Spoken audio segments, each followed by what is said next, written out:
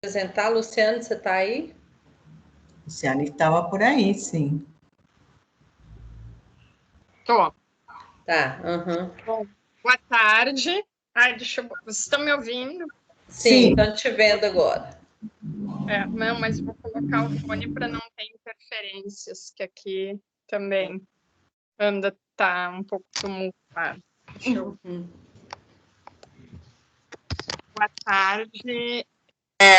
Eu gostaria de cumprimentar a todos e apresentar a professora Gene Gonçalves. Nossa, eu não estou com o CV dela, só que eu mais ou menos sei de cabeça. Qualquer coisa me corrige, Gene. A Gene tem um doutorado pela Universidade Central da Venezuela, sim? Bom, a graduação é pela Universidade Central da Venezuela. O doutorado é pela Universidade Pedagógica. Pedagógica. Ela é uma especialista na cultura Warao, e ela fez um mestrado aqui no Brasil, depois de já ser doutora, né, com larga experiência de docência na Venezuela. Ela fez um mestrado em patrimônio cultural na Universidade Federal de Pelotas, e depois foi pós-doutora, foi professora visitante na Universidade de Passo Fundo, também trabalhando com questões de patrimônio. E desde janeiro de 2020, ela é professora visitante da Escola de Belas Artes, da UFMG, e professora no programa de pós-graduação da EBA. Ela tem várias publicações sobre patrimônio, sobre a cultura dos Warao, sobre questões de territorialidade. Esse ano, durante a pandemia, ela participou de vários eventos, vários webinars e eventos como a Roda dos Povos Indígenas, que ela foi uma das organizadoras, né? Organizou um livro muito bacana, acredito que ela fale alguma coisa, passe as referências para vocês, que é o Jaqueira. Não sei todo o título do livro, embora eu tenha lido alguns capítulos, não li todo. E, bom, era isso, né? Quer dizer, a experiência da Jenny vai muito além disso, mas agora eu passo a palavra para ela. Foi só uma breve introdução, tá? E agradeço a participação de todos, principalmente também a Jenny por participar da nossa disciplina. Obrigada, Luciane, e obrigada pelo convite também, né? E obrigada a vocês por estar aqui. Eu estou aqui que não consigo ligar a câmera enquanto estou compartilhando a apresentação. Então, tá, mas dá para ouvir, que é o importante, né? Depois eu ligo a câmera. Depois que tu terminar, daí tu para de compartilhar e tua volta a aparecer. Ótimo, sim, tá ótimo, então.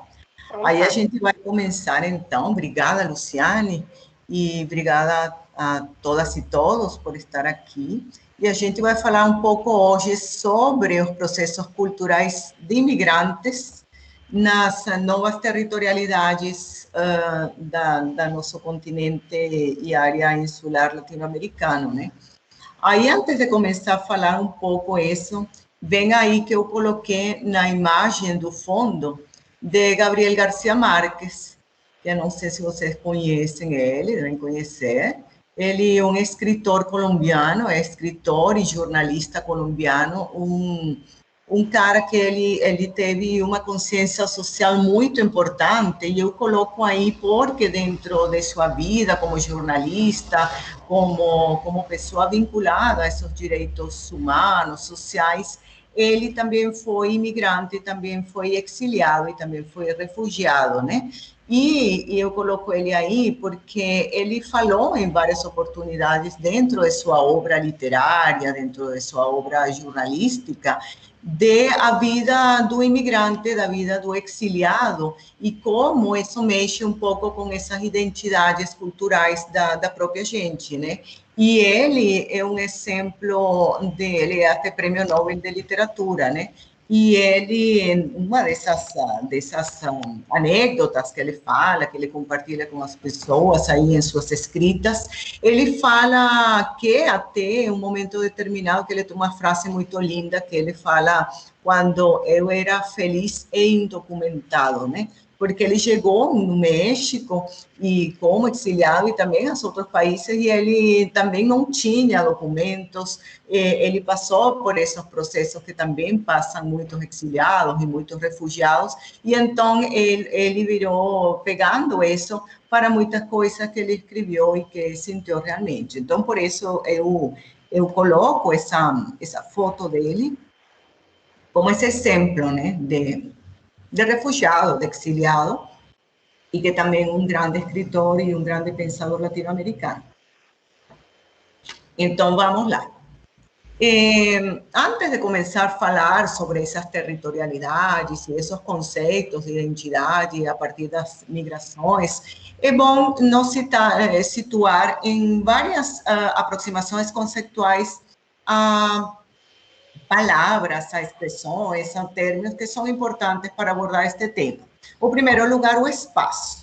Se a gente vê esse espaço, cabe destacar que todas estas pessoas que eu vou citar aqui, eles estão na bibliografia, se não aquela que eu enviei para vocês, que coloquei no Moodle, eu vou colocar no Moodle o link. Todos estão na internet, todos esses artigos, livres totalmente, não tem problema com direitos de autor, nada disso, né? Aí Montenegro, ele, pegando palavras de Thornburg, ele fala do espaço como desde um ponto de vista social, e ele fala que a gente cria o espaço no processo de transitar através dele para criar certas narrativas em esse trajeto que fazem as pessoas como grupos sociais para construir algum sentido de conhecimento, para compartilhar saberes e conhecimento em esse espaço. É interessante falar porque entender que ele fala desse processo de trânsito desses grupos sociais, de trânsito de passagem. Os grupos sociais no espaço, eles vão passar. Eles vão, a pessoa social, ele vai caminhar por esse espaço, sem deixar maiores expectativas narrativas aí.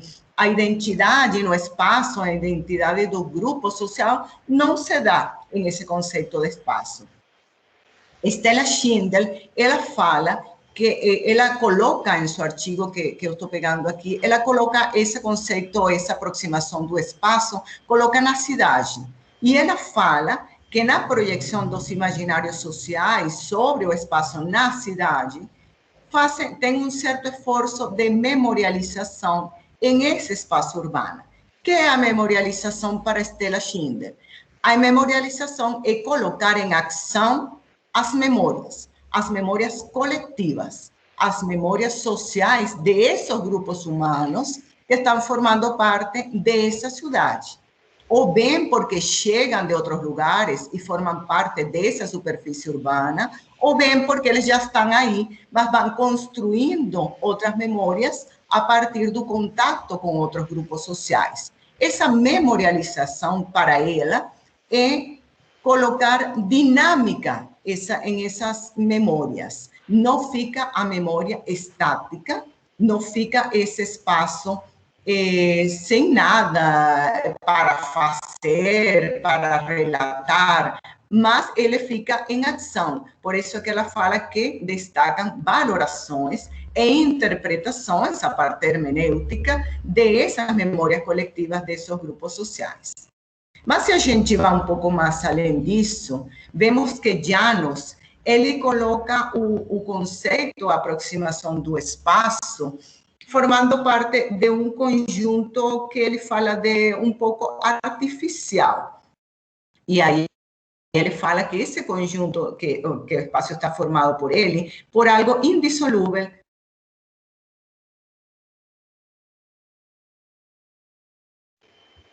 Jenny, Solidez. parece que travou. No espaço para ele, Jenny. essa arte...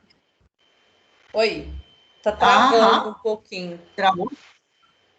Onde fiquei? Não, é aí, você né, falou questão da artificialidade, né? Travou só um pouco. Tá.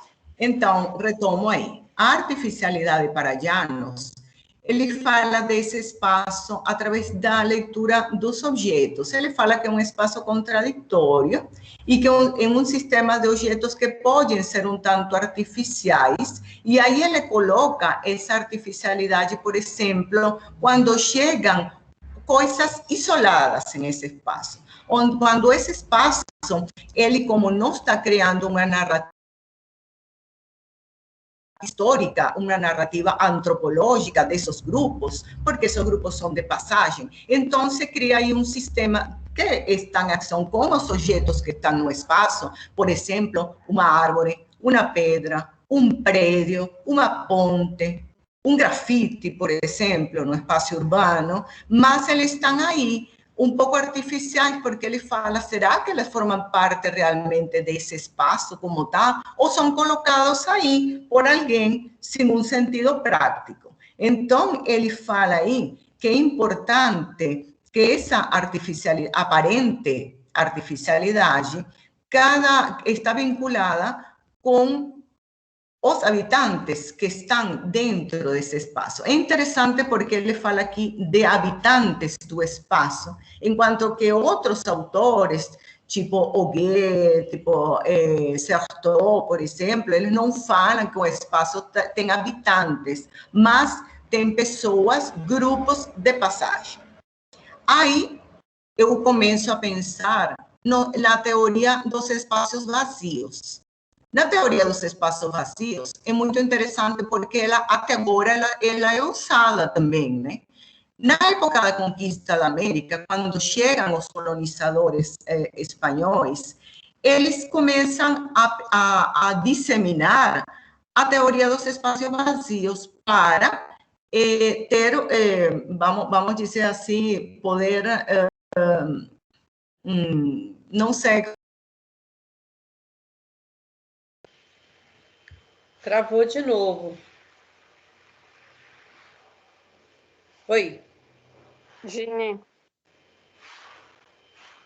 Será que, que é um problema? Este é um problema para mim. Será que eu consigo, poderia fazer algo, tentar entrar pelo telefone e tentar falar pelo telefone e alguém me ajuda para fazer a projeção? Poderia ser? Acho que dá eco. Você quer talvez mandar para mim que fala? O PowerPoint, eu faço a apresentação e você fica com a câmera. Perfeito. Eu acho que seria muito melhor. Deixa então que eu vou mandar para ti, mas tu tem que me mandar um... Tá, eu vou mandar aqui no chat aqui o meu e-mail aqui. Uma coisa, tá ótimo. Sim, eu acho que vai ser muito melhor, porque na verdade eu acho que está travando por causa da... Tá. Tá aí, esse 2 não tem não, tá? É arroba. É Vilela, emvilela@gmail.com. Tá certo. Eu fui fazer o arroba, saiu. Não tem problema não. Então deixa que eu vou te mandar. Eu vou entrar no meu e-mail e te mando já. E tu faz isso para mim, porque eu acho que vai por isso, né? Aí eu perco um pouco também a fala, né? Vamos ver, eu vou te mandar.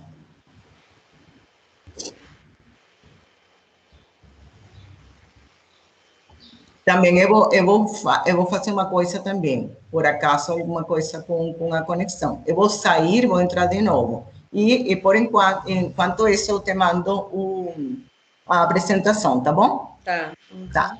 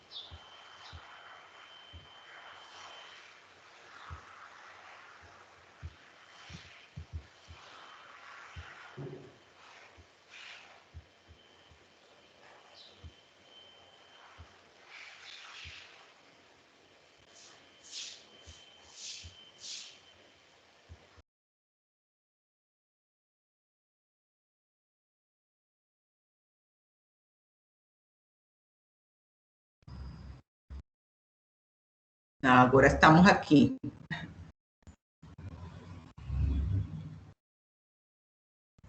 Estão vendo agora a tela? Sim. Sim, então eu vou passando lá. Tá então, certo. Tá aí, né? Você me fala onde eu fiquei aí, porque não sei. Não, aí você começou a falar desses, como é que fala? Da artificialidade e tal. Acho que você fechou aí e entrar na questão dos espaços vazios. Ok, perfeito. Está gravando? Sim, sim. Está ótimo. Então, vou retomar os espaços vazios.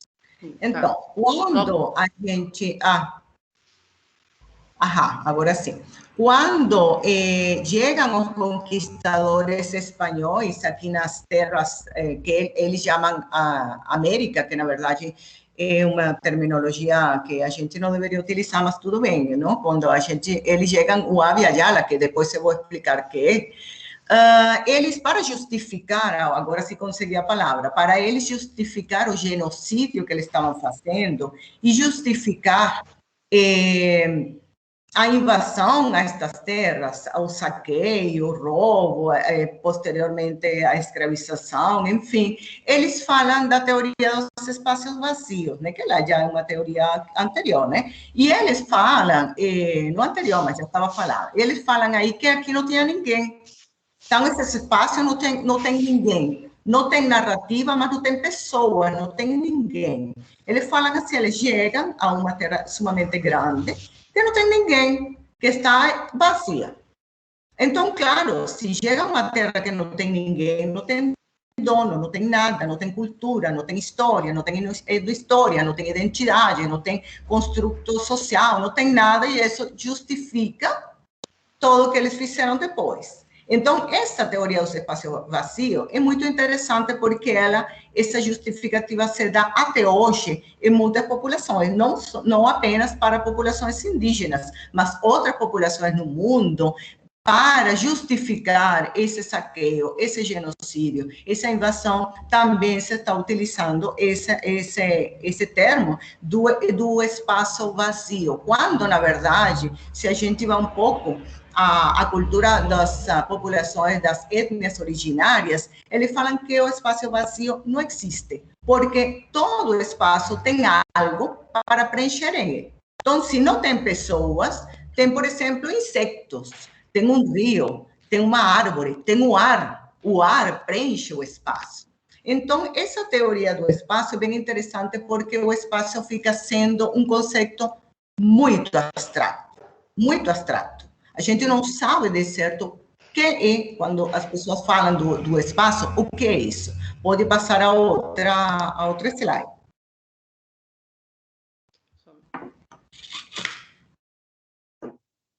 Aí, então, de certo, ele fala que tem espaço, como esse termo do espaço, ele é tão ambíguo, tão abstrato, muitas vezes, então, ele pode falar de muitas coisas. A gente pode falar, por exemplo, do espaço temporal, o espaço planetário, o espaço, quando falam, ele está no espaço sideral, quando está, por exemplo, o espaço de um metro para outro, um espaço medível, enfim, ele fala, é muito ambíguo, tem muitas coisas aí.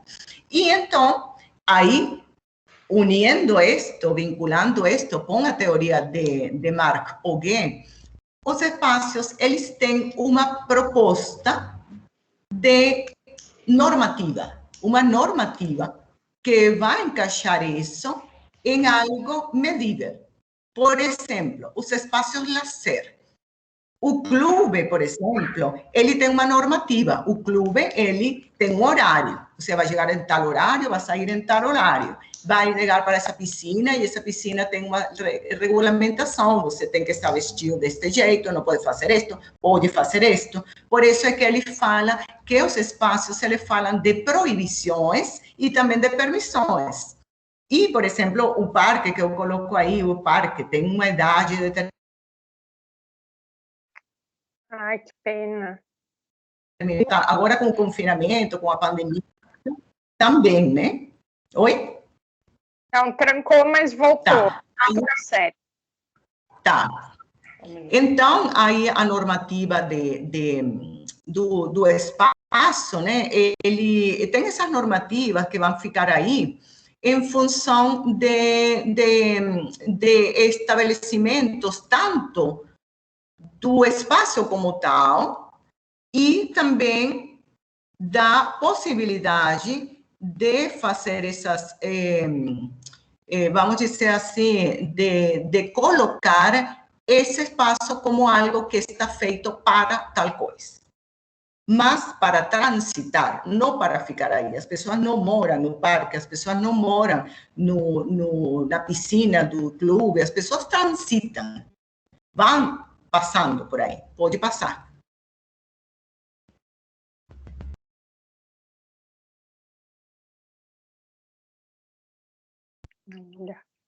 Assim, mas temos algo importante, que é o lugar. O lugar, que é isso? O lugar é algo, um sítio físico, que ele tem uma simbologia. A simbologia é significativa nisto. Ele se define como identitário. Dentro do lugar, as pessoas, os grupos sociais, eles se identificam entre eles e também com esse lugar. Criam um sentido de pertença a esse lugar. Ele é relacional porque as pessoas se relacionam entre si, mas eles se relacionam com esse espaço, com esse lugar, com essa coisa física, onde eles estão transitando, mas ficando aí para fazer suas narrativas identitárias. E o lugar, ele pode ser também histórico. Por exemplo,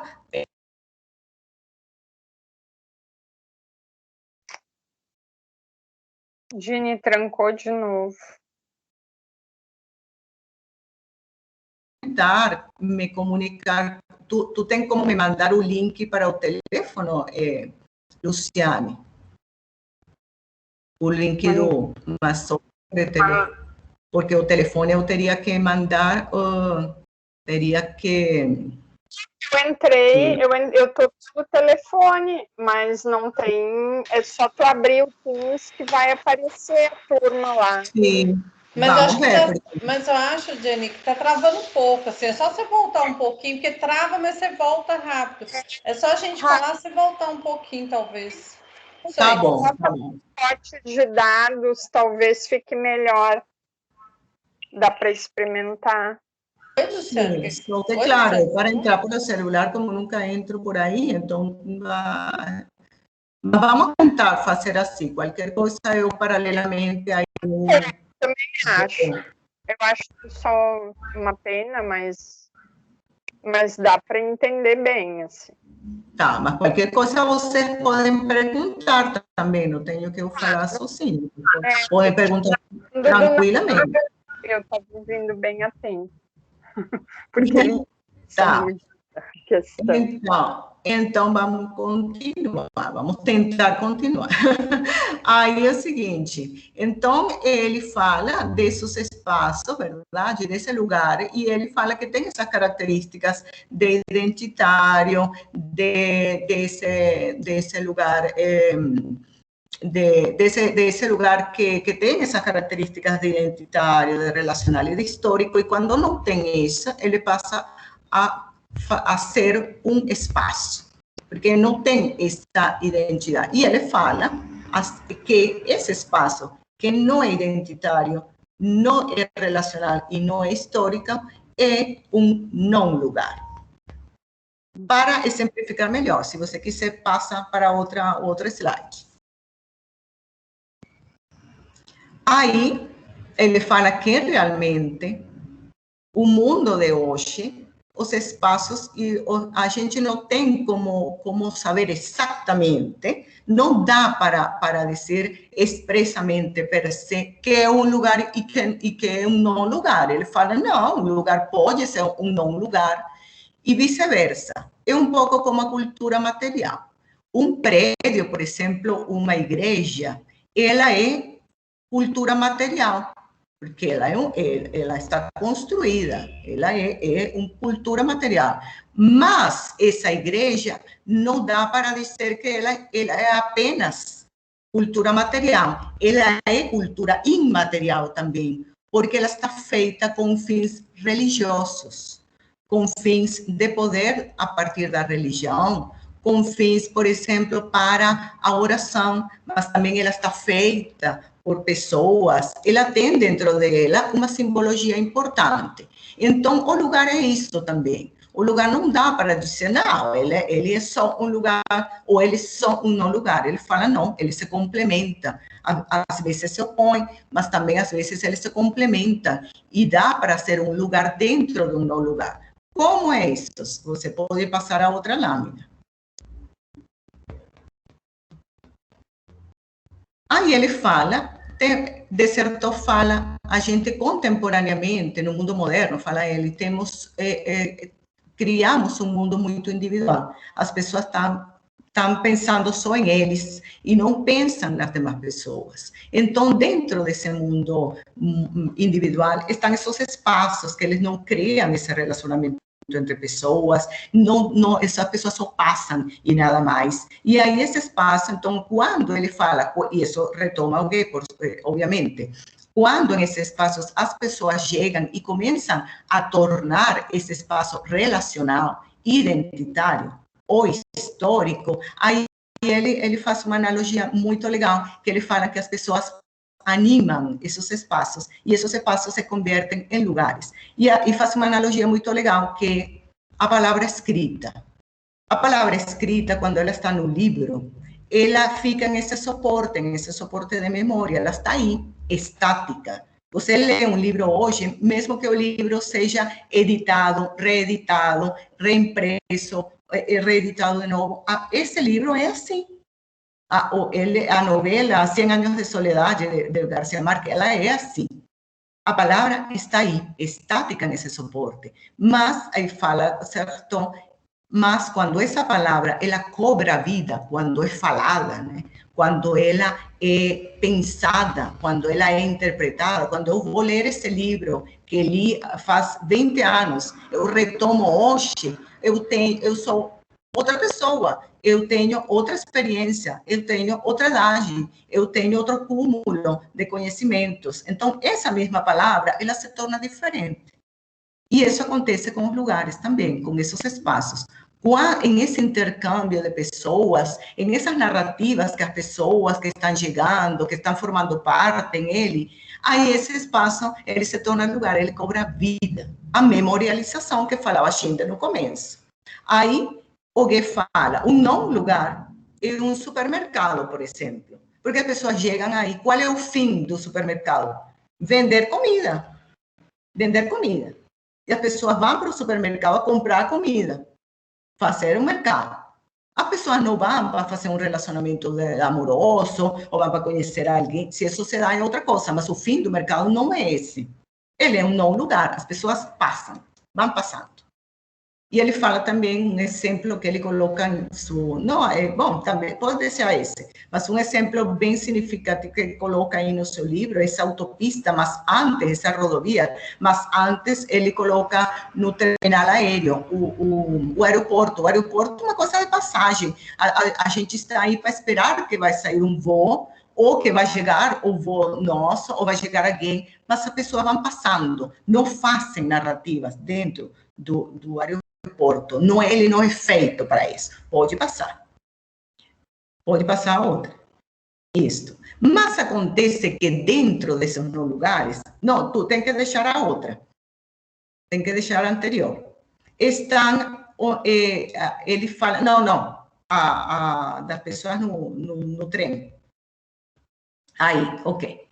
Eles falam aí que esses não lugares, eles criam uma tensão solitária. Vocês veem aí um exemplo que eu coloquei do metrô, e as pessoas dentro desse metrô, elas estão aí sentadas, cada quem em essa solidão que ele fala, mas fala Maurice Hallward, que ninguém está sozinho porque estão suas memórias para lhe acompanhar. sobre todo se a pessoa está em um momento de migração, por exemplo, as pessoas começam a lembrar seu espaço, começam a lembrar sua cidade, seu metrô, enfim, e aí vira sendo um exercício de memória bem interessante.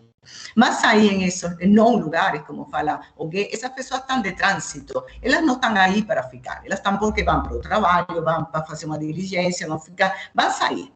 Esses lugares não vão criar narrativas, não vão criar identidade com ninguém. Mesmo esse exemplo que eu coloco embaixo, dessa pessoa que é um músico, que está tornando esse espaço de passagem como seu lugar transitório de trabalho, ele toca para as pessoas dar um dinheirinho para ele, as pessoas não param para ouvir exclusivamente a música desse músico, não, as pessoas vão ouvir e vão dar um dinheirinho porque elas estão esperando o trem e aí vão embora. E também no metrô de Nova York, por exemplo, estão as pessoas que elas dormem aí no metrô, mas também ele não é um dormitório, elas tornam isso um pouco dormitório, mas também é um lugar de passagem, então pode passar. Então, esses lugares, eles são interessantes porque eles vão criando essa tensão aparentemente particular de cada pessoa, mas que, na verdade, sim, elas vão passando. Mas quando a gente chega ao conceito de território, a coisa muda um pouco. Em um território, então, eles coexistem vários atores sociais, vários grupos de pessoas, têm uma mesma visão cultural, têm interesses comuns e já o território ele é um caminho construído, não é um caminho de trânsito, ele é um caminho. Aí se vai criando um sentido de pertença e um sentido simbólico muito importante nos grupos sociais. O espaço, disse Jano, e o território são construções sociais, evidentemente, como é a identidade, né? A identidade, as tradições, como fala Hobsbawm, são construções sociais, são inventadas. E os seres humanos, eles vão se estabelecer em esse conceito de território para começar a criar uma história. Pode passar. Aí o sentido do território ele é mais simbólico. Aí Silva e Gonçalves, eles têm um artigo muito interessante que fala do território do ponto de vista da geografia. E eu gosto muito desta parte quando eles falam que o território é a prisão que o próprio ser humano constrói para si, para ficar mais burocrático todo. O ser humano, ele vai começar a construir, o ser humano social, vai começar a construir limites no território, vai começar a demarcar o espaço geográfico para, por exemplo, os Estados-nação, vão começar a criar a fronteira. Os grupos indígenas, eles não têm o sentido da fronteira. Eles estão encerrados em essas fronteiras porque a cultura ocidental obrigou eles a fazer isso, mas eles não têm esse sentido de fronteira, tem sentido de limite. Eles sabem, por exemplo, as casas dos grupos indígenas não tem parede, não tem porta, não tem janela, ela é aberta, mas todos sabem, mesmo a churuata, aquela fechadinha tipo triângulo, mas ela é aberta, ela não tem porta, qualquer um pode passar, mas sabem que não pode transgredir. Tem uma coisa de respeito, isso é um limite. Mas a fronteira é outra coisa. A fronteira é quando eu começo, então aí começa outro conceito de identidade, que não é cultural, a identidade já, por exemplo, o documento. Eu tenho que ter um documento para passar de um país a outro. Eu tenho que ter outro documento para ingressar a outro país. Agora, com a pandemia, tenho que ter o exame da prova que não tenho coronavírus para poder entrar em tal lugar, para entrar em tal país, entrar em isso. Então, ele fala isso. O território, então, do ponto de vista geográfico da fronteira, se converte, o próprio humano, ele vai fazer isso para uma prisão. Não vai dar liberdade a outro ser humano para se estabelecer. Cada dia se vai fazendo a coisa mais complicada para os grupos migratórios, por exemplo, vem lá na Europa com grupos africanos que levam aqueles barquinhos, então cada dia vai fazendo mais complicado o ingresso deles a outros países, eles ficam no meio do oceano, muitas vezes mortos, muitas vezes son rescatados por estas ONGs, enfim, porque se van criando cada dia essas prisões, entre aspas, culturais, sociais, por causa dessa burocracia das fronteiras e os territórios. Pode passar. Então, dentro de todo isso, acontece que aí fica no mesmo. A territorialidade, quando a gente fala de terra, a terra é um lote capitalizável. A terra, para as culturas ocidentais, é algo que tem um valor monetário. Tantas hectares de terra, elas têm um valor tal. Mas, quando a gente fala de território, como ele está simbolicamente conexo com os grupos sociais, o território, ele se manifesta a partir da identidade. Ele é construído, ele é inventado, mas é simbólico. O sentido de pertença dos grupos no território se torna territorialidade. O valor é sagrado, é um valor que vem do coração. É como as pessoas quando falam da pátria. O que é a pátria? A pátria é um país, mas pátria é uma territorialidade, algo que a pessoa, os grupos, se identificam com isso. Pode ser porque nasceram aí, porque se criaram aí, porque geralmente porque se nasceram aí, mas é um sentido de terra mesmo, de territorialidade, mais além do valor monetário que pode ter. Então, essa territorialidade, ela é particular, ela é específica, e como falam Silva e Gonçalves e os outros colegas que falam nesse artigo, é quando a gente se sente em casa, que reconhecemos objetos, noções, idioma. O idioma é super importante na construção identitária.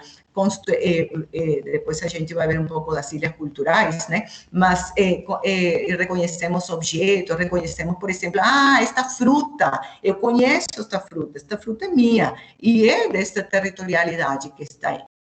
Mas o conceito de território e de territorialidade, ele está muito vinculado às culturas não hegemônicas e às culturas de corte não ocidental, e a gente tomar um pouco, se tu quiser passa para outro slide, a gente então vê que já nos antigos incas, eles falam do Tahuantinsuyo. O Tahuantinsuyo, que são 4 partes do mundo, eles são praticamente os 4 pontos cardinais. E o Tahuantinsuyo inca, ele fala que esse mundo tem um centro, que é um umbigo, que é o Cusco, na verdade, a capital do Tahuantinsuyo. Desse umbigo do mundo, o umbigo é essa parte do humano que vai conectar com a mãe, em este caso com a mãe terra. E desse umbigo do mundo vão sair os 4 pontos cardinais, o norte, o sul, o oeste, que é Chinchaysuyo, el Collasuyo, Contisuyo e Antisuyo, que são essas 4 quartos que vão constituir as 4 partes do mundo. E aí se vai estendendo essa territorialidade sagrada do mundo inca, com todo o que eles vão conseguir geografias novas. Lembrem que o Império Inca, ele vai pegar outras identidades, outras populações, outras migrações, outros grupos subjugados para fazer seu amplo império. Mas quando a gente vai, que você passa a outro slide, quando a gente chega a outro conceito da expressão da territorialidade, a gente chega ao conceito de Abya Yala, que é um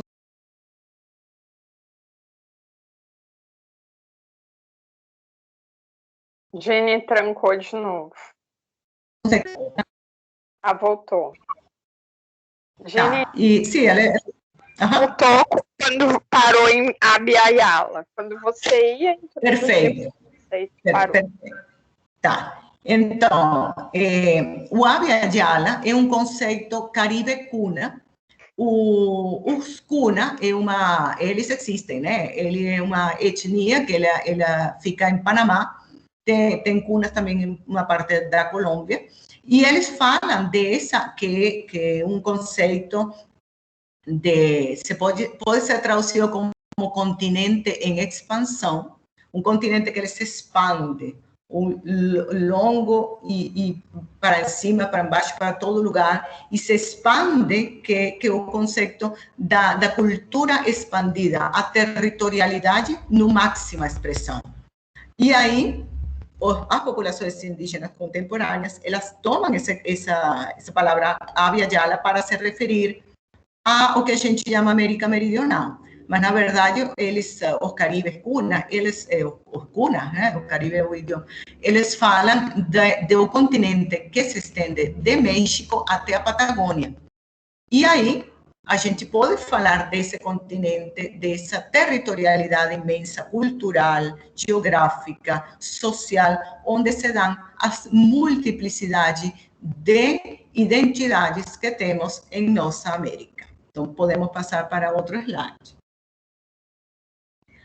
Aí temos essa proposta super interessante de 1935, que está retomada muito de um tempo para cá, de Joaquim Torres Garcia, que ele faz essa proposta de o norte e o sul, e ele fala, mas por que?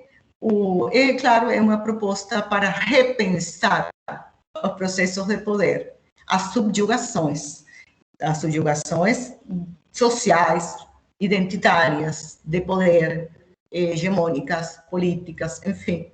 E ele fala que por que a gente, então, não inverte esse mapa da América do Sul? E ele fala por que a Patagônia, por exemplo, ela é o sul mesmo, porque ela não pode ser o norte. O norte, e essa parte que ele fala do norte, é muito simbólica. O norte onde nasce o sol, o norte onde chegam todas as embarcações com ideias, com propostas, mas o Equador, por exemplo, que é essa linha do mundo, né, que o mundo pega ela para se mexer, enfim, ela está aí, na América do Sul. Então, ela fala, a América do Sul é o norte, onde a gente tem que sair dessas hegemonias culturais, sociais, políticas, para colocar a identidade latino-americana, mas ele fala sul-americana, como um norte para seguir, para continuar, para servir de exemplo às outras identidades. Este mapa está bem utilizado atualmente por aquela coisa da decolonização, né? Pode passar para outro. E, enfim, quando a gente fala de territórios, de territorialidades, sempre vamos ver esses 4 pontos cardinais. E é interessante ver como as pessoas, os grupos sociais dessas territorialidades, desses espaços e desses lugares, elas vão se movimentando de um lugar para outro, para tentando fazer e refazer outras territorialidades culturais em função de suas migrações. Então, eu vou colocar aqui dois estudos de caso importantes que têm a ver com a territorialidade. O primeiro estudo, que eu vou falar assim rápido, vocês se quiserem perguntar depois, podem perguntar, não tem problema, é esse território que, para as populações indígenas, o território, a territorialidade, ele é um referente, como já a gente falou, de identidade. Eles aí se autoconstruem, se autorreconhecem como um espaço comunal, tem sua cosmovisão, a cosmovisão das populações indígenas, ela está feita nas territorialidades, a simbologia, eles fazem essas relações sociais, continuidades culturais, e uma série de direitos, deveres coletivos, enfim, que não é apenas dentro de sua própria cultura, dentro de sua própria comunidade, também em relação a outras comunidades indígenas e não indígenas. E também, obviamente, quando a gente fala da cosmovisão, fala em essa harmonia com a natureza, que tanta falta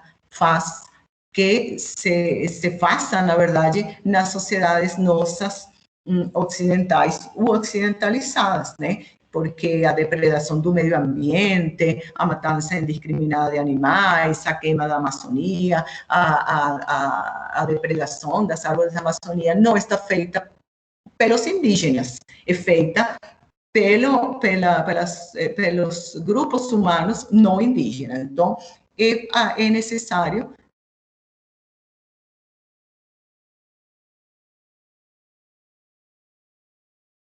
prática sagrada destas populações. Então, pode passar. Então, o que sucede? O primeiro estudo de caso, que eu acho interessante trazer aqui, é o estudo da Pedra Sagrada Pemon, que é uma comunidade indígena que ela compartilha território. Lembrem que para populações indígenas, já falei que isso não existe, compartilhar território, mas como está a instituição do Estado-nação, então, as fronteiras, enfim, mas eles estão tanto na Venezuela quanto no Brasil. E aí, a população Pemon, ele tinha ou tem ainda uma pedra, que ela se chama Cueca Abuela, e ela, em 1998, essa pedra, ela foi retirada. Tem um artista alemão, vocês estão lendo aí, ele tem esse projeto Global Stone, e ele, nesse projeto, ele vai pegando pedras em todos os lugares do mundo, ele faz uma intervenção artística em essas pedras, e aí ele faz sua exposição. Aí ele chega, se você quiser, passa para as pessoas, o pessoal ver aí a pedra, isso. Aí ele chegou, em 1998, chegou a Gran Sabana, na Venezuela, território Pemon, e ele começou a caminhar para aí, gostou de uma pedra grande, e pela forma dela e tal, e ele falou, eu quero levar para fazer parte da minha exposição, eu vou fazer a intervenção, como faço com as outras pedras. O interessante deste caso é que o diretor de parques, que é a instituição que vela por essa zona que é patrimônio, porque a Gran Sabana, né, é patrimônio natural. Ligou para os caras do Bellini, ela te falou? Oi? É patrimônio natural. Aí, o que sucede? Caiu de novo? Não, parece que a Luciana estava com o microfone aberto e conversando com outra pessoa. Tá certo. Então, essa zona é patrimônio natural e cultural e, obviamente, é um território e uma territorialidade sagrada da etnia Pemon. Aí, o presidente em partes, enfim, né, estava nem aí com a cultura Pemon, não interessa, ninguém está nem aí. Ele deu esse permisso para que este artista levasse essa pedra. A população Pemon, ela começou a falar, não, é uma pedra sagrada, ela é sagrada, ela pertence a um espaço sagrado, ela é uma pedra ritual, vão acontecer muitas coisas, a gente não pode, houve muitas manifestações em torno disso, mas mesmo assim, a pedra foi levada para fazer parte, como vocês veem aí, ela foi intervenida, a etnia Pemon fala que ela foi estuprada, ela foi intervenida e foi colocada nesse parque desde 1998 até o ano passado, que o ano passado ela voltou. Se você quiser, passa para outra slide. Os Pemon foram, um grupo Pemon foram levados para lá. Isso foi um processo muito longo, muito sofrido, muita coisa. O Instituto de Patrimônio Cultural lá da Venezuela, eles fizeram, foi um trabalho muito grande aí, muitos anos, para tentar repatriar essa pedra. E aí eles tiveram que fazer uns rituais nela, porque ela estava estuprada, ela com certeza ela ia chegar diferente, e então ela foi levada de volta para seu lugar, territorialidade sagrada, né? Pode passar o outro. Aí, neste caso, eles fizeram isso e ela está aí trasladando. Muitas pessoas aí, desconhecimento, inclusive, da territorialidade, da importância da territorialidade, falaram, mas...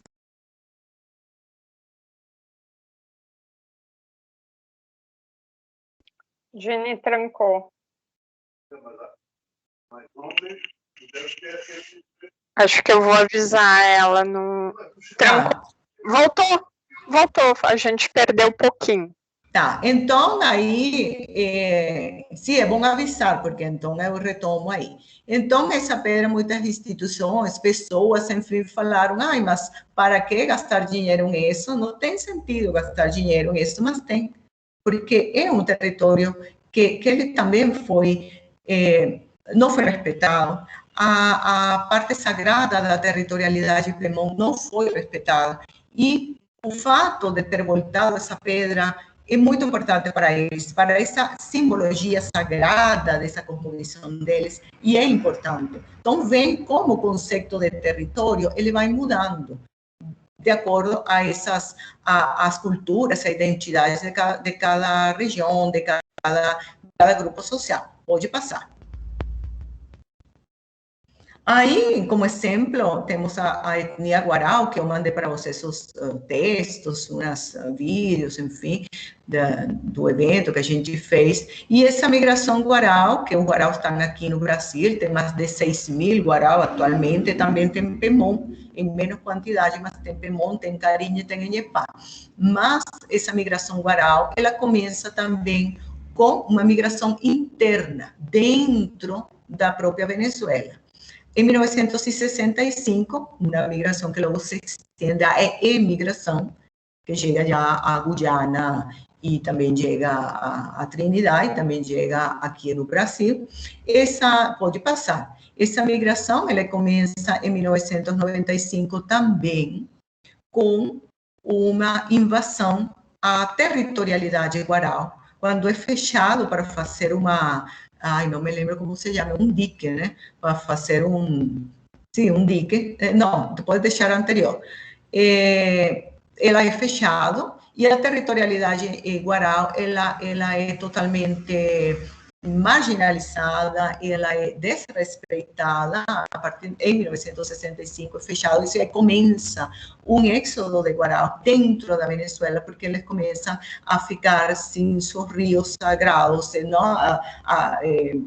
eles não é porque tiram a territorialidade deles, eles continuam com seu território, mas a fechar o Caño Manamo, eles começam a ter problemas com os rios, que afluências do rio Orinoco começam a baixar, começam a se salinizar. Vocês podem ler em os artigos que eu coloquei aí, e é um trabalho bastante complicado também, que se estende, agora se pode colocar, desta população que eles têm esse contato com a natureza, eles começam a migrar a outras regiões, começam já a morar, por exemplo, a migrar ao Brasil, e começam, então, a ter esse choque muito forte dessa territorialidade que eles têm no rio, na floresta, a morar aí. Por exemplo, essa foto que eu tirei da internet, que é de Boa Vista, né? Aí morar nessas barracas, em uma rodoviária, uma praça, em lugares, na verdade, que não tem nada a ver com a territorialidade deles. E isso mexe muito com a identidade dos grupos, mexe muito com a construção identitária dos grupos, porque não é só, eles falam seu idioma, mas não é só isso. Como vão ritualizar seus mitos, como vão cantar suas canções, sua música tradicional, como vão fazer os rituais do xamã, do huicidado, como vão fazer a conexão com os espíritos. Enfim,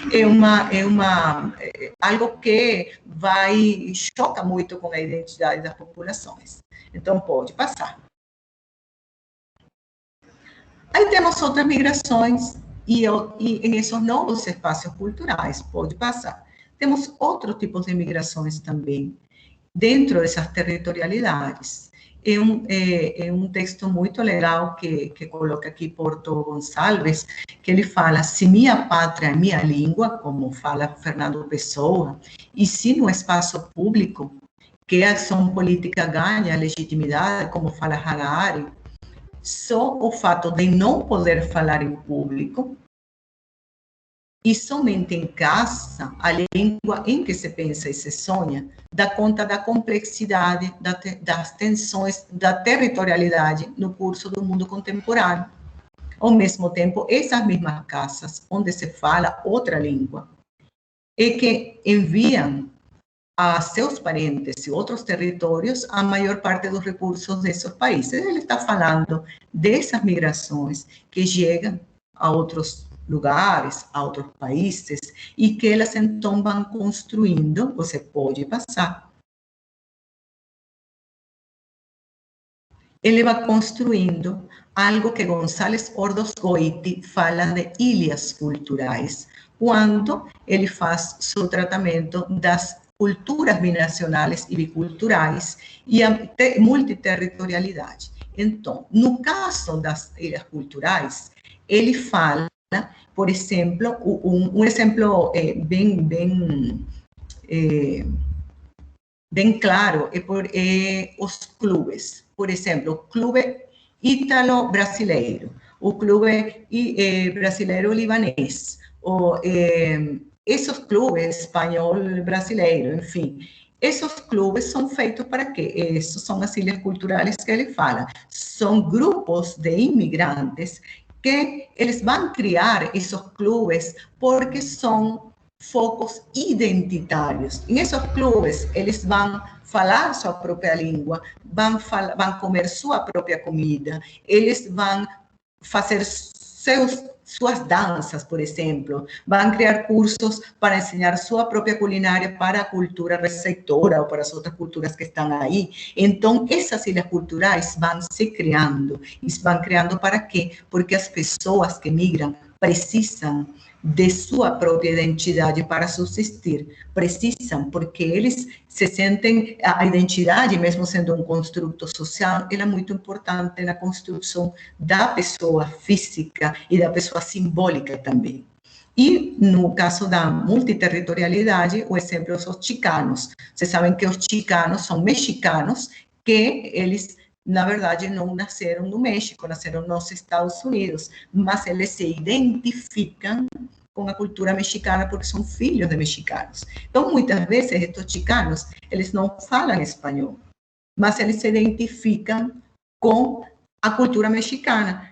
Também porque, fenotipicamente, eles são bem mexicanos, bem mexicanos do indígena mexicano, náhuatl, mas eles também se identificam não pelo idioma, mas pela costumbre mexicana. Então, na música, o jeito de fazer as coisas, no jeito de se vestir, de se arrumar, a comida é super importante, mesmo que não falem o idioma. O mesmo acontece, vocês veem esses artistas, por exemplo, Jennifer Lopez, que ela se fala, eu sou do Bronx, mas eu sou porto-riquenha, mas ela não fala absolutamente nada de espanhol. Mas ela tenta tirar para sacar a luz essa parte dessa identidade porto-riquenha que ela herdou de seus pais. Então, pode passar.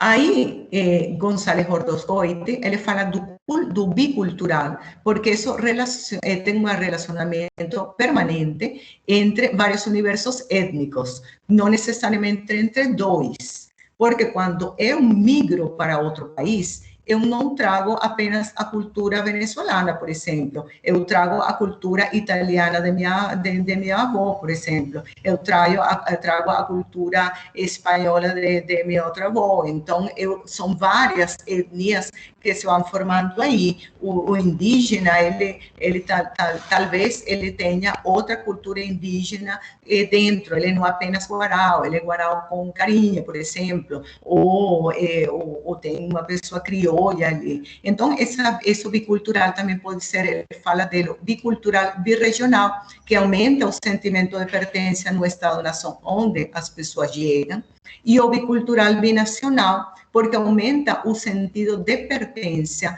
a um continente, bem como todo isso se vai espalhando, de uma coisa pequena, de uma coisa mais específica, ela vai chegando a uma região e logo ele vai ser mais amplo, a um continente, e logo a gente pode pensar no mundo da globalização, como essas identidades múltiplas que as pessoas têm. Pode passar. Aí a gente pode pensar quando Todorov, pode passar aonde? Quando Todorov fala, por exemplo, de que... Não, na anterior. Quando Todorov fala, por exemplo, ele diz, eu assumi, eu não vou deixar de ser de minha nacionalidade, mas eu assumi que eu quero ter a identidade francesa. Então, eu não vou deixar de ser o que eu sou identitariamente desde meu nascimento. Eu não vou esquecer isso. Não vou esquecer meu idioma, minha cultura, minhas costumes, minha história familiar. Mas eu quero aprender, pegar para mim outra identidade. Então, por isso a gente não pode falar de uma identidade só. A gente pode falar de múltiplas identidades, mesmo em uma pessoa só, ou em grupo social, porque a pessoa tem a vantagem de poder escolher também. Eu quero também ter outra identidade cultural. A gente não está falando de documento, isso é outra identidade. Eu quero ter outra identidade cultural que se una, se vincula com a minha. Por que não? Isso é totalmente válido. Aí, quando eu mandei para vocês os textos, eu peguei dois exemplos. Quando a gente fala dessas migrações internas nos países, porque é bom saber e ter ciência disso, que nós somos também migrantes. Sempre todos somos migrantes. Quando a gente se muda de uma cidade para outra, mesmo sendo do mesmo país, também é uma sorte de migração. A gente chega a outro estado, a gente, comem outra coisa, falam uma palavra que eu não sabia que queria dizer e estou dentro do meu mesmo país. E aí, em esse artigo que eu mandei para vocês, que a gente fez com a doutora Noemi Frias, ela fala, eu não sei se vocês leram, mas eu mandei, porque é interessante ver essa experiência dela. Como filha de uma mulher colombiana que emigra para a Venezuela com sua família, e que ela, então, aí vai tendo seus filhos e ela vai se criando com essa binacionalidade bem interessante. E no caso das mulheres andinas, porque no meu caso, eu não sou de Caracas e eu fui migrando a Caracas por causa familiar, mas também por causa de estudos, trabalhos, enfim. Então, todos temos construções identitárias dentro de nossa própria migração interna e que a gente, então, tem que começar a pensar que muitas vezes a gente não é tão do mesmo lugar onde está. Tem vários lugares que a gente pode pertencer.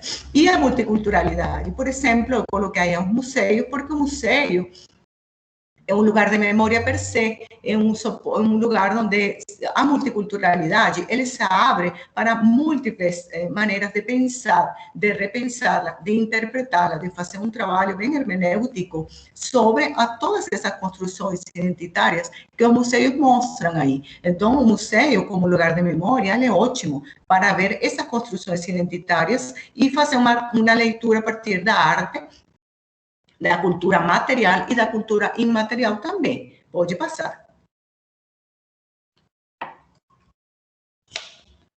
Aí, então, o território e as migrações, elas conduzem, segundo estes autores, elas conduzem inevitavelmente a uma maior diversidade, que a gente já sabe, uma diversidade cultural, transforma essas identidades que estão e também vai fragmentando essas fronteiras tradicionais. Eu não falaria de fragmentação, eu falaria de aumentar essas identidades, essas fronteiras tradicionais. Na atualidade, falam eles que tem muitas pessoas no mundo que se trasladam efetivamente de um país para outro, e ela vai acrescentando também a economia. A parte social, a parte econômica dos países também elas se veem bem afetadas em um momento determinado, mas também elas criam nexos e também se veem bem fortes a partir das migrações, como já acontece historicamente. Não sei se no outro slide eu coloquei. Pode passar o outro slide, eu acho que eu coloquei nesse. Exatamente. Que como falam Herrera e Sorensen, que na Europa ela já dominou muitos fluxos de migração. Elas falam aí a impulsada pela colonização.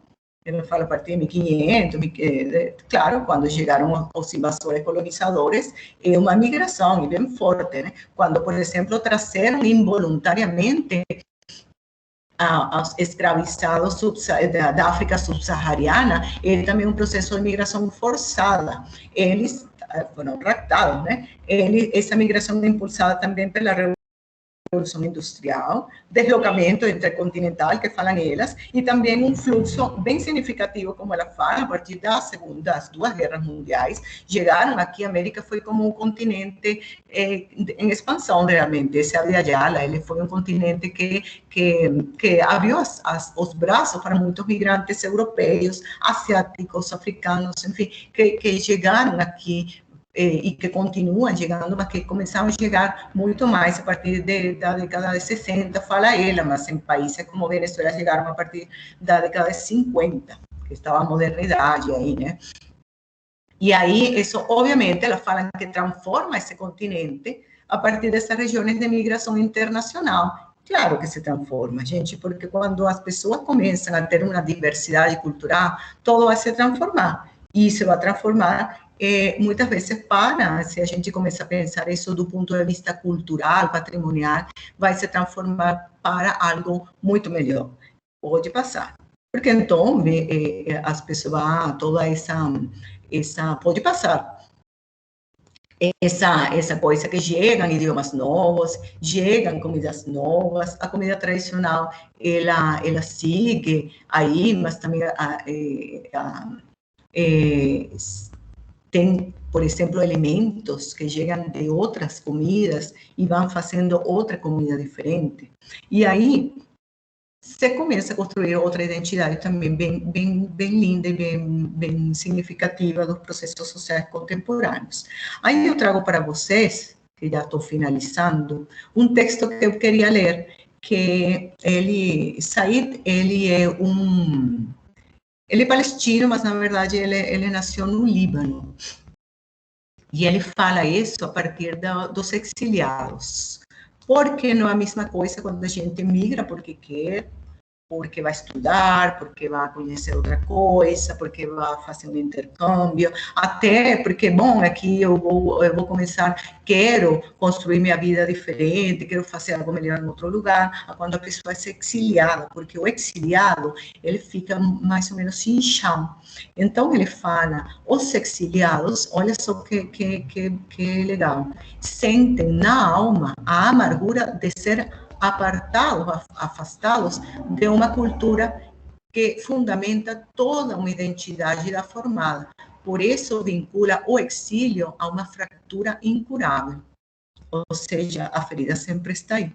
Ele também aponta que, diferente do que é bastante difundido sobre o conceito de exílio, o exílio não significa um corte total, uma ruptura que separa o indivíduo do lugar de origem de todos os aspectos. O exiliado tende a viver uma situação intermediária, deslocado, não integrado no novo lugar, nem liberto do antigo. O exiliado, ele fica pensando em sua casa, essa casa que talvez não existe mais, ou talvez uma casa que talvez existe, mas ela não vai voltar nunca, não pode. Mas ele fica também pensando nessa nova casa que tem aqui, ou em lugar onde ele está, né? Nessa perspectiva, a questão que Said coloca é que, para a maioria dos exiliados, a dificuldade não consiste só em ser forçado a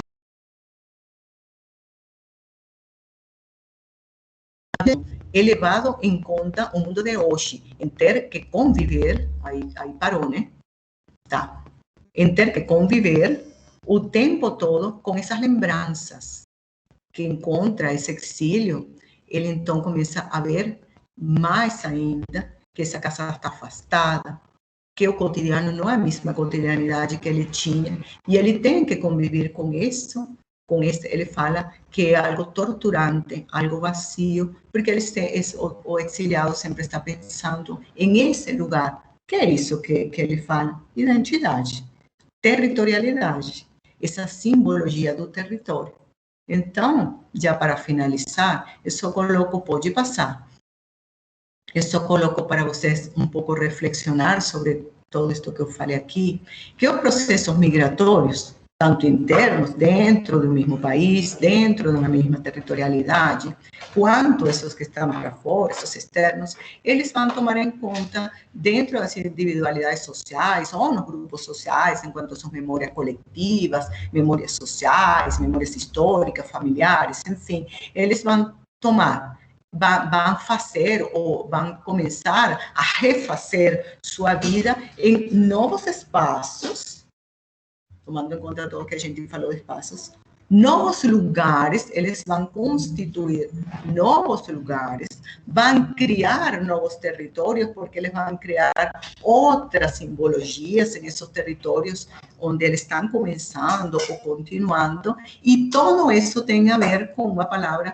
que eu tomo de García Canclini, que é a construção dessas identidades híbridas. Quer dizer, dessas identidades que são ecléticas, que são feitas por vários trechos de identidades que eu, como grupo social, como pessoa social, que estou em situação de migração, de exílio, de refúgio, enfim, mas que estou em outra parte, em outro território, que em outro lugar, em outro espaço, que não é aquele que onde eu comecei a construir minha identidade, ele se alimenta dessa identidade nova, dessas identidades que têm os outros grupos, os outros espaços, e aí se forma a plena diversidade cultural, diversidade social, que é realmente o que a gente pede sempre, que se respeite no mundo, a diversidade em todas suas manifestações.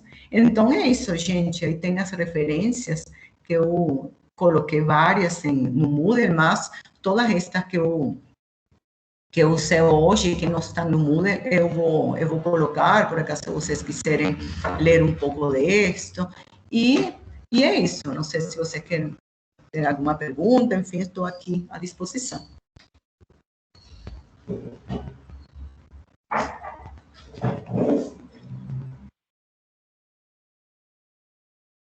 Parei de compartilhar a tela. Obrigada pela ajuda. De nada. Então, não sei se... Deu certo. Ai, que bom. Graças a Deus. É. Então, não sei se alguém tem alguma pergunta, alguma colocação, estou à disposição aqui para você. Uhum. Jenny, eu gostaria de te cumprimentar pela apresentação. Excelente, né? Seu trabalho, sua pesquisa e os conceitos que você traz para a gente. Eu gostaria de colocar uma coisa para reflexão a partir da sua fala final, né? E que também está lá no início, né? Essa relação, essa tríade conceitual, né? Espaço, território e lugar, ela é muito importante, sobretudo quando relacionada às identidades e ao processo político de construção dessas identidades.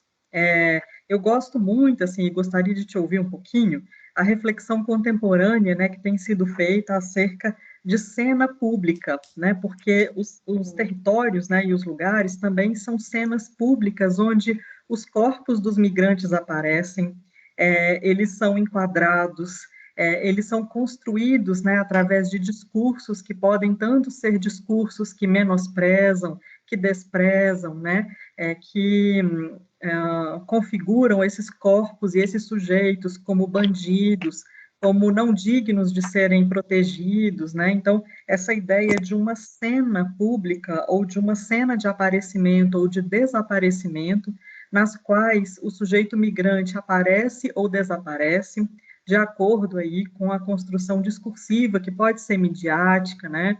Mas que pode ser também cultural.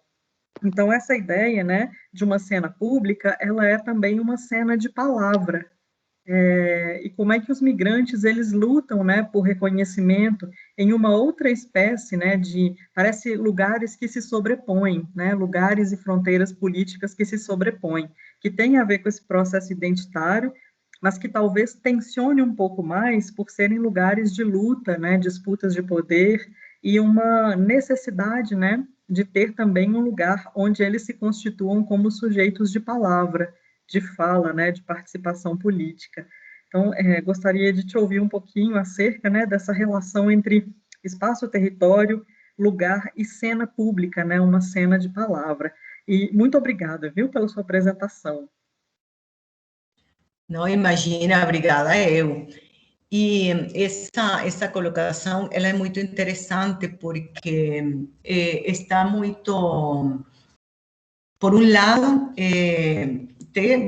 vamos utilizar essa palavra, né, entre aspas, uma guerra assim, imensa em quanto às migrações, né? E por isso que eu coloquei aí que a migração não é um fenômeno contemporâneo, né? Já, por exemplo, todas as populações do mundo já têm feito muitas e múltiplas migrações. Só que agora, efetivamente, tem algo muito grave dentro das sociedades contemporâneas, que é a falta de empatia. Eu não gosto de utilizar a palavra tolerância, porque a tolerância, quando eu tolero, é porque eu não gosto, mas não tenho que fazer outra coisa, tenho que ficar aí, né? Enquanto que a empatia não. A empatia é, como fala Todorov, se colocar no lugar do outro, não para substituir esse outro, mas para entender o que esse outro está passando. E quando tem empatia, então a empatia leva obrigatoriamente ao respeito a essa diversidade, a esse outro que é diferente, porque todos somos diferentes. Eu sou diferente para vocês, eu sou o outro para vocês são o outro para mim, com certeza.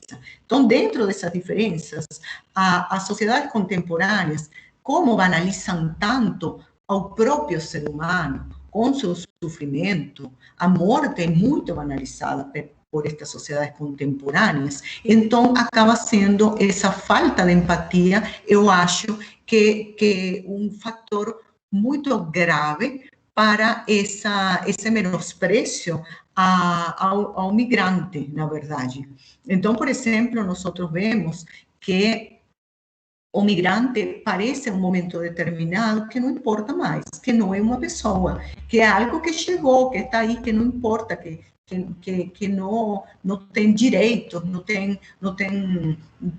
tem deveres, tem que se comportar, tem que fazer isto, mas não tem direitos. Eu, por exemplo, vi vários casos de pessoas que chegavam, por exemplo, do Irã, e eles chegavam a outro país e como eles têm culturas bem diferentes, assim, sobretudo por causa da religião, então chegavam pessoas e chegavam, não, eles têm que se adaptar, porque eles estão chegando aqui, a este território, a este espaço, a este país, enfim, esta cidade, eles têm que se adaptar, assim como não dar possibilidade a essa diversidade, não porque tem que se adaptar a certas coisas, mas outras não.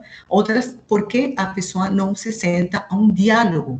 Um diálogo, porque se fala muito do diálogo intercultural, mas até que ponto esse diálogo intercultural em esses espaços nossos das novas territorialidades contemporâneas, até que ponto esse diálogo intercultural se faz?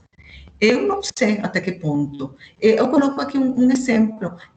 Não sei se vocês lembram, isso foi, acho que 2 anos atrás, um moço africano, do África do Sul, que ele tinha migrado na França, e ele estava sem documentos, e claro, ele entrou em aqueles barcos, enfim, e ele então estava sem documentação, e não tinha jeito, ele não podia trabalhar bem, não, porque isso também, então não tem documentos, então é uma neo-escravização contemporânea para os migrantes, né? Isso tem que também, essas construções dentro desses espaços aí, para os imigrantes, né? Não tem documentos, então se cria uma neo-escravização, porque não podem entrar no mercado de trabalho formal, porque não tem documentos, né? Então, ele não tinha, e ele salvou, não sei se vocês lembram, ele começou a pular em um prédio porque estava caindo uma criança, e ele salvou essa criança,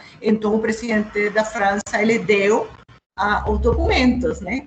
A reconhecimento da permanência no país. Então, eu ficava pensando, nossa, ele tinha que salvar alguém, ser um herói, uma coisa assim, para ele poder ter algo que ele tinha direito como pessoa, né? E ele ser visto como pessoa, né? Porque aí entram em jogo, em este tipo de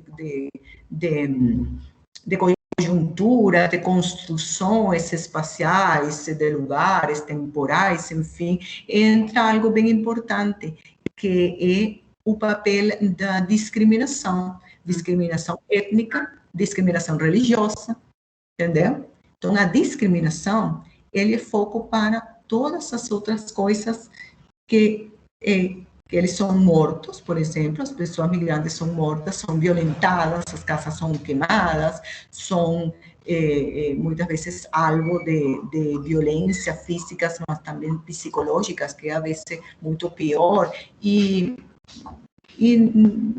a vista cega da justiça, né? E é por causa da falta de empatia com essa. E, como você bem falou, os meios de comunicação e as redes sociais, eles têm um rol fundamental, porque elas vão criando também, muitas vezes querendo, muitas vezes de propósito, criando também ações discriminatórias contra os imigrantes, porque o migrante vem, que eu lembro sempre que fala meu filho, ele fala, o migrante que molesta é aquele que não tem dinheiro, mas aquele que está no camelô, que está no refúgio, mas o migrante que migra e tem dinheiro, que tem uma posição econômica boa, ele não molesta. Está ótimo. Não molesta socialmente, estou falando. Então, não molesta para os estados. Então, tem que ter uma dupla coisa aí que a gente tem que começar a pensar também. Não sei se aí tinha a mãozinha do Antônio, tinha era? O Antônio estava com a mão levantada. Antônio, então. Oi, gente, boa tarde. Queria só agradecer primeiramente, né, a apresentação foi bem legal. Eu estou agora na reta final do bacharelado em Geografia e é muito interessante ver pessoas de outras áreas falando sobre território, espaço, região. E eu queria perguntar se, no sentido volumétrico, assim mesmo, do fluxo migratório, dá para a gente estabelecer um sentido dessa migração, assim, se ela é sul-norte ou se ela é oriental-ocidental ou rural-urbana, ou se você acha que essa nem é uma pergunta muito pertinente. Assim. Obrigado. Um sentido de que, Antônio, que não te ouvi? Assim, o sentido da própria migração, assim, pensando numa escala global, essa migração, ela está indo em qual sentido? Ela parte do sul e vai para o norte, ela parte do oriente e vai para o ocidente, ou ela é rural, urbana? Assim, numa escala bem generalista, assim, hoje em dia no mundo. Bom, se eu começo a pensar nas migrações historicamente, elas já vêm de todo mundo, né? Porque vê que por exemplo, aqui no Abya Yala temos já populações indígenas que elas não são sedentárias, elas vão passando de um lugar a outro, né? Vão se movimentando, vão criando relações interpersonais, de comércio. Se a gente vê, por exemplo, mais atrás, se a gente vê os antigos egípcios, romanos, enfim, já eles tinha uma migração imensa, né, de intercâmbio de conhecimentos, intercâmbios comerciais, financeiros, políticos, sociais, né, e também se a gente vê do ponto de vista religioso, praticamente todas as religiões falam do Deus que tem, fala de que emigrou de algum jeito, né? Por exemplo, se a gente fala a religião católica, então vemos que Jesus, a Virgem Maria e São José eram palestinos, estavam tentando, tiveram que ir de um lugar a outro para não se matar, menino, enfim, né? Então as migrações é algo que já o humano já tem dentro de sua própria história. Agora, contemporaneamente, as migrações elas são muito movimentadas, elas estão em todo lugar. Só que acontece que aí vem de novo o papel dos meios de comunicação, porque os meios de comunicação, eles vão te mostrar o que eles querem mostrar. E como eles querem mostrar também, lembra que tem muitas teorias sobre a comunicação de manipulação de massas, né? Mas os meios de comunicação, eles têm um rol importante, porque eles vão mostrar o que eles querem mostrar. Por exemplo, a gente está falando agora de migrações e tem talvez, não sei, miles de pessoas que estão em essa peregrinação imensa, saindo de Guatemala e de Honduras para tentar chegar aos Estados Unidos, por exemplo, né? Tentando sair por múltiplas razões, né? E temos, por exemplo, também os africanos da África subsaariana tentando sair, porque as migrações, elas têm várias aristas, né? As pessoas saem por várias razões, os grupos, né? Os grupos sociais saem por várias razões, guerras, conflitos armados civis das populações, por exemplo, sistemas de governos, coisas pessoais também, quando são exiliados políticos, perseguição, ou não, tem pessoas que saem porque querem um nível de vida melhor em outros lugares. Então, o processo de migração é muito interessante, porque ele é múltiplo. Ela é como a cultura, ela é múltiplo, ela nasce por vários lugares, né? Então, eu não sei dizer de onde nasce de certo, mas sim sei que a história da humanidade, ela está cheia de migrações. Cheia completamente. Temos, por exemplo, lugares, aqui mesmo no Brasil, temos lugares, populações que elas foram feitas, erguidas dentro de um espaço por migrantes, né? E chegaram aí e construíram tal cidade, tal população. E aí começaram a florescer outras identidades nacionais, biculturais, enfim, né? Mas é um processo humano que, com certeza, não é um processo contemporâneo, ele já tem muitos anos, né? Na antiguidade já começavam a ter, se a gente vê, por exemplo, só um exemplo básico, né? Se a gente lê o Popol Vuh, que é o livro sagrado dos antigos maias, ele começa com um processo de um mito, né? Como um mito fundante, e começa com uma migração. Praticamente todos os mitos fundantes, não apenas das culturas indígenas, das culturas ocidentais também, começam com uma migração. Então, é um processo natural do ser humano, eu acho. Não ficar aí, porque o ser humano, ele é dinâmico. Como a história e a cultura é dinâmica, ela sempre está dinamizando, está sendo, por isso que eu gosto muito de Todorov, porque ele fala, a gente não tem raízes porque a gente é uma planta. Então ele fala, não, a gente tem identidade, tem terra, tem territorialidade, mas não tem raiz. A pessoa se movimenta, vai de um lugar a outro, e isso é válido, né? Não sei se respondi a tua pergunta. Não, obrigado. Deu para entender esse seu ponto de vista. Obrigado. E o que você acha a respeito da categoria, né, conceito de refugiado ambiental ou migrante ambiental? Você acha que isso merece um espaço assim formal na nossa análise? Depende como tu vai plantear isso, né? Desde que ponto de vista, né? Porque então a gente teria também que fazer uma análise de tentar entender uma aproximação epistemológica de que o ambiente, né? E o ambiente, como ele se contrapõe ou se vincula com o território. Porque quando a gente fala de ambiente, a gente pode pensar em múltiplas coisas. A gente, por exemplo, pode pensar no ambiente natural, o ambiente, por exemplo, um ambiente como o espaço, como o não lugar, o ambiente, por exemplo, do escritório, por exemplo, o ambiente de trabalho. Então, também eu acho que essa palavra ambiente, ela é também um pouco abstrata, é minha opinião, não sei, não estou dizendo que seja assim, mas na minha opinião, a palavra ambiente, ela é um pouco abstrata, como é também um espaço, né? Então, falar de refugiado ambiental, não sei até que ponto eu falaria do refugiado ambiental, né? Porque aí estaria falando de uma construção de um espaço, até que ponto esse espaço ele se torna um espaço real, até que ponto o próprio refugiado ele vê em esse espaço algo netamente pouco significativo identitariamente.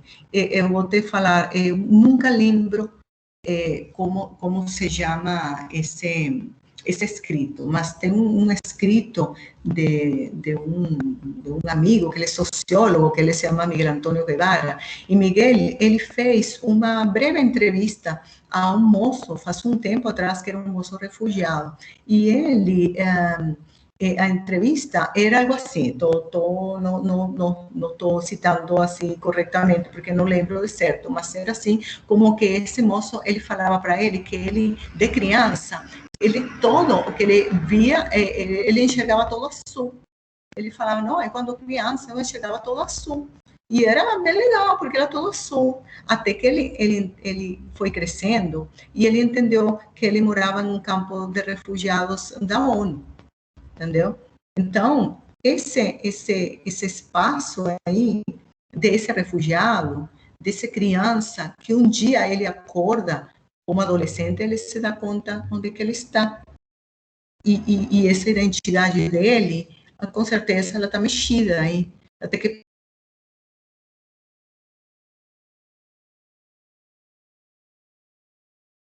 ponto na consciência dele, de repente, esse lugar, esse não lugar, esse moço entendeu que ele era um refugiado, que ele não tinha lar, que ele não tinha territorialidade, e que ele estava tentando entender uma identidade que estava em sua família, entendeu? Então, não sei, até, poderia ser por aí um negócio, mas não saberia te dizer de certo, assim, se eu vou entender isso de ambiente como um paralelismo desse espaço, desse não lugar, poderia ser, não sei.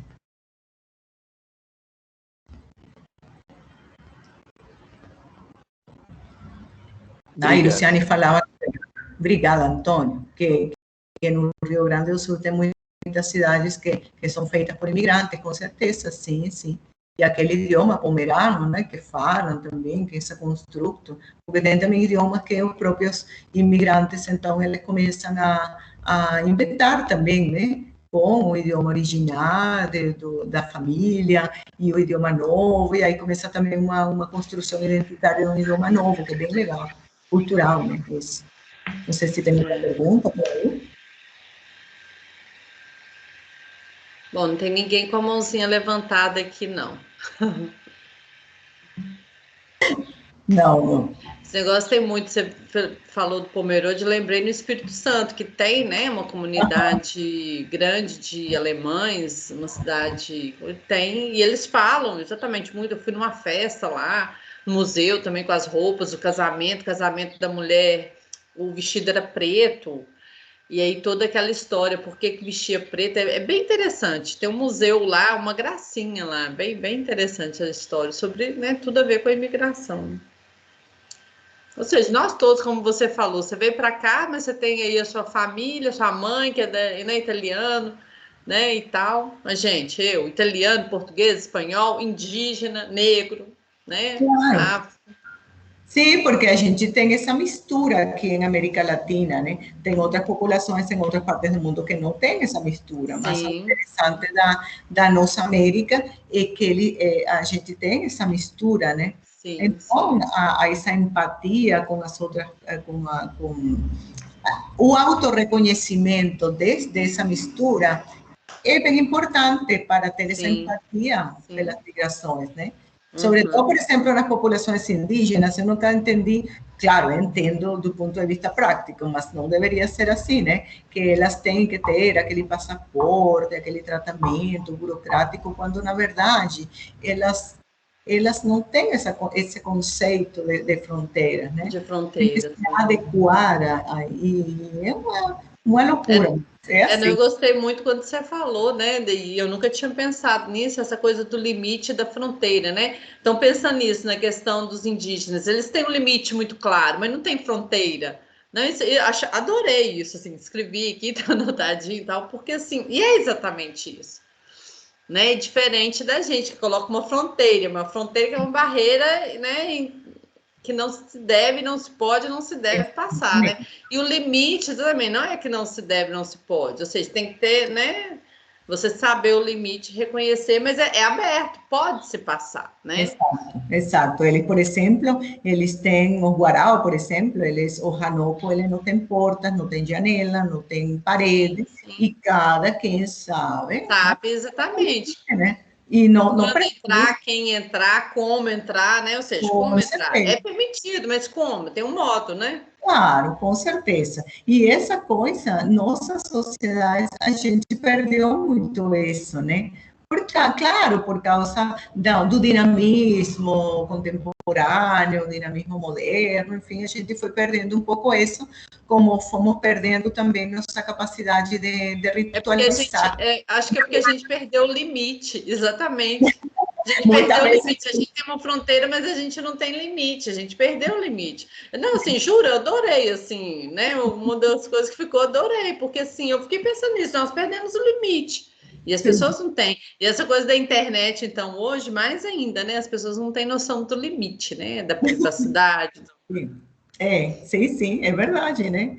Por isso é bom repensar.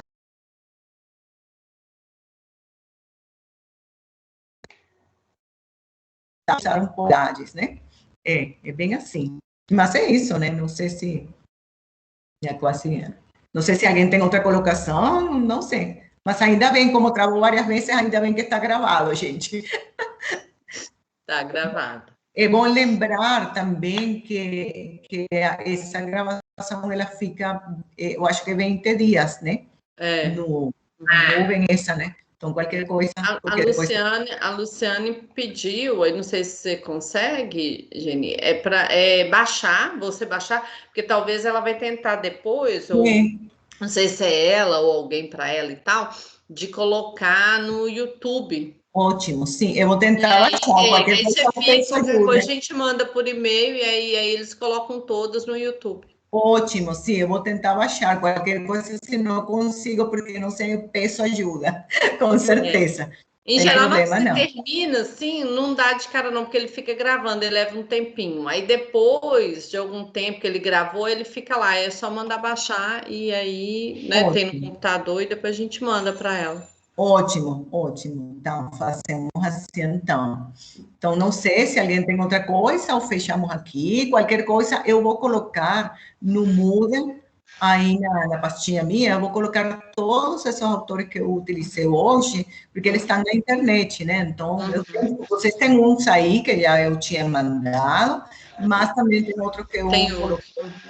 Então, eu vou colocar aí, vocês têm a possibilidade de ler esses artigos e tal, que são bem interessantes, tá bom? No mais, obrigada, adorei também, né, aprendizado, tô adorando, eu tô assistindo, tô tentando assistir todas as aulas, espero que eu consiga, tô adorando, obrigada, Geni, pela apresentação. Obrigada, gente, pela presença. Obrigada, pessoal, tchau, obrigada, Jenny, obrigada, Elaine, um abraço a todos. Faz favor de aparecer na próxima, arruma sua câmera aí. Pode deixar, vou arrumar. Um beijo para todos, obrigada, Beijo. Tchau. Beijo, tchau. Obrigada.